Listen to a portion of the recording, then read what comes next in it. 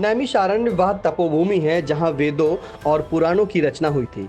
कभी यहाँ के संस्कृत महाविद्यालय में वैदिक मंत्रों की गूंज सुनाई पड़ती थी, लेकिन मौजूदा दौर में वह विद्यालय वीरान सा पड़ा हुआ है, या यूं कहें कि अपना अस्तित्व खोने की कगार पर जा पहुंचा है। जर्जर हो चुके भवन की दीवारों पर काई की कालिमा पड़ चुकी है। संसाधनों के अभाव में यहाँ पंजीकृत छात्रों को किस तरह की शिक्षा मिल पा रही होगी, इसका अनुमान जर्जर भवन को देखकर लगाया जा सकता है। हम बात कर रहे हैं तपोभूमि पर स्थित श्री वेद व्यास संस्कृत महाविद्यालय की। यह विद्यालय पुनर्निर्माण की बाट जो रहा है। बताया जाता है कि इस विद्यालय की स्थापना वर्ष 1904 में संत शिवानंद सरस्वती ने कराई थी। देखरेख के अभाव में यह भवन इतना जीर्ण शीर्ण हो चुका है कि मामूली बरसात में भी छतों से पानी टपकने लगता है। इन हालातों में छात्रों को कक्षों से बाहर निकलने की मजबूरी बन जाती है। डर बना रहता है कि कहीं भरभरा कर छत और दीवार ढह न जाए। विद्यालय में बने 4 कमरों में से एक भी कमरा ऐसा नहीं है जिसमें छात्रों को बैठाकर सुविधापूर्वक पढ़ाया जा सके। बता दें कि विद्यालय में मौजूदा समय मध्यमा के 110 और शास्त्री के 42 छात्र पंजीकृत हैं। आई इंडिया के नैमिषारण्य संवाददाता सुनीत पांडे ने विद्यालय पहुंचकर प्रधानाचार्य प्रभाकर द्विवेदी से बात की। आप भी सुने वह क्या बोले। दिक्कत ये आती है कि बरसात जब होती है तब जो है बहुत ही दिक्कत होती है। सारा भवन जो है टपकता है और बैठने के लिए जगह नहीं रहती है। हम लोग साइड में खड़े रहते हैं। ये एक ऑफिस है और इसके बाद में जो बगल में बरामदा है, बस ये 2 चीज़ें कम चूती हैं, अन्यथा पूरा विद्यालय बहुत ही तरीके से चूता है। बहुत ही बारिश में बहुत परेशानियां हम लोगों को होती हैं। छात्रों को हम दूसरी जगह आवासीय विद्यालयों में शिफ्ट करते हैं, इसलिए यहाँ रुकने की व्यवस्था भी नहीं है। इन स्थितियों में विद्यालय हम लोगों का रहता है। और जबकि बहुत ही प्राचीन विद्यालय रहा ये, इसके पूर्व जो प्रधानाचार्य रहे हमारे पूज्य पिताजी, उन्होंने कई बार इसके अनुदान के लिए नई दिल्ली सरकार को एवं उत्तर प्रदेश सरकार को लिखा, मगर उसका कोई भी अभी तक कोई अनुदान प्राप्त नहीं हुआ विद्यालय को। और प्रबंधक की व्यवस्थाएं 2006 से एकल संचालन में चल रही हैं। तो इस कारण से इस विद्यालय की कोई व्यवस्था दुरुस्त करने वाला कोई अधिकारी या कोई प्रबंधकीय व्यवस्था सुचारू रूप से नहीं है। एकल संचालन में विद्यालय है, वेतन आता है, खाते में जाता है और उसी से चलता है। हम लोग जितना कर पाते हैं उतना करते हैं।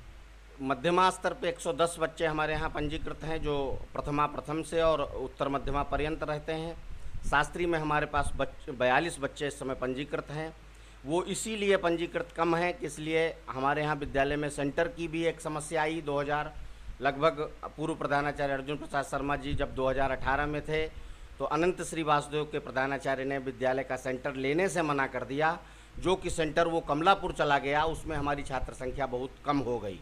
नहीं तो लगभग 80-90 के लमसम शास्त्री की छात्र संख्या हमारी रहती थी। वो भी छात्र संख्या हमारी कम हुई, तो विद्यालय का एक तरीके से ह्रास ही हो रहा है या अपमान के चलते। देखिए, पूर्व में ही ऐसा हम लोगों को बताया गया कि जो छात्र हम लोग भी उसी क्रम में रहे, मगर अब आधुनिकता बढ़ गई है। इसके कारण से ज़रूर ही उसके सीट बनाने की व्यवस्था का विकास शुल्क से जो भी धन प्राप्त होगा, विकास में जो भी धन हमको मिलेगा, उससे हम जरूर ऐसा निर्माण कराएंगे। इसलिए अब टाँट फट्टियों पे बैठना बच्चों के लिए शर्म की बात एक महसूस होती है। तो इसीलिए हम चाहते हैं कि कुछ धन ज़्यादा हो जाए, लगभग 60-70 हज़ार रुपये, तभी उसके लिए व्यवस्था की जा सकती है। नैमिषारण्य की पावन तपोभूमि में जो वेदवाणी संस्था इसमें शुष्क रही। आपको बता दें, इस समय हम मौजूद हैं नैमिषारण्य में स्थित वेद व्यास संस्कृत महाविद्यालय, जिसकी इस समय मौजूदा समय में बिल्कुल जर्जर अवस्था में भवन हो चुका है, जहां पर यहां के अध्यापक प्रधानाचार्य को बच्चों को अध्ययन कराने में काफ़ी दिक्कतों का सामना करना पड़ा। प्रधानाचार्य जी का कहना है कि इस समय बरसात के महीने में सारे भवन छू रहे हैं, जिसमें बच्चों को अध्ययन कराने में काफ़ी उनको मुश्किलों का सामना करना पड़ा। यहाँ तक बच्चों को बैठने के लिए यहाँ पर सीटें तक नहीं है। बच्चों को अभी पुरानी परंपरा के अनुसार अभी भी टाट पर बैठाया जा रहा है। आपको बता दें, यहाँ पर काफ़ी विद्यालय के पास जंगल भी है, जिससे यहाँ पर जीव जंतु भी निकलते रहते हैं। ऐसे में बच्चों को भी खतरा रहता है, मगर उसके बावजूद भी प्रशासन अभी इस विद्यालय पर ध्यान नहीं जा रहा है, जिसकी पूरा भवन जर्जर हो चुका है। कभी भी इसकी विद्यालय भवन की बिल्डिंग गिर सकती है और कोई बड़ा हादसा हो सकता है। उसके बावजूद भी प्रशासन नहीं जाएगा, जबकि योगी सरकार के द्वारा योजना चलाई जा रही है, कायाकल्प योजना, जिसके तहत जो जर्जर विद्यालय हैं उनको इस जर्जर भवनों को पुनः निर्माण कराने की योजना की जा रही है। उस योजना में अभी भी इस विद्यालय को नहीं सम्मिलित किया गया है। अगर आने वाले समय में इस पर ध्यान नहीं दिया गया तो नैमिष जैसे तीर्थ में यह विद्यालय संस्कृत जो भाषा जो वेदवाणी संस्कृत वाली है वह सुशक्ति रहेगी। बता दें कि हजारों ऋषियों मुनियों की तपस्थली नैमिषारण्य में योगी सरकार ने वेद विज्ञान केंद्र की स्थापना का निर्णय लिया है। जून 2023 को लखनऊ में हुई एक बैठक के दौरान सीएम योगी आदित्यनाथ ने नैमिषारण्य में वेद विज्ञान अध्ययन केंद्र की स्थापना के लिए निर्देश दिए थे। नैमिषारण्य विकास के लिए श्री नैमिषारण्य धाम तीर्थ विकास परिषद का गठन किया गया है। इसके अलावा नैमिषारण्य के लिए और भी कई घोषणाएं समय समय पर की जा चुकी हैं। स्थानीय नागरिकों का कहना है कि नैमिष के लिए घोषणाएं तो तमाम होती चली आ रही, लेकिन जितना कहा जा रहा है उसके अनुसार विकास होता दिख नहीं रहा। वेद विज्ञान केंद्र का निर्माण होने के साथ ही पूर्व से संचालित संस्कृत विद्यालयों का भी कायाकल्प होना चाहिए। इंडिया के लिए सुनीत पांडे की रिपोर्ट।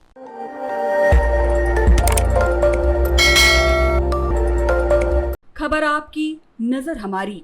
देखते रहिए आई इंडिया।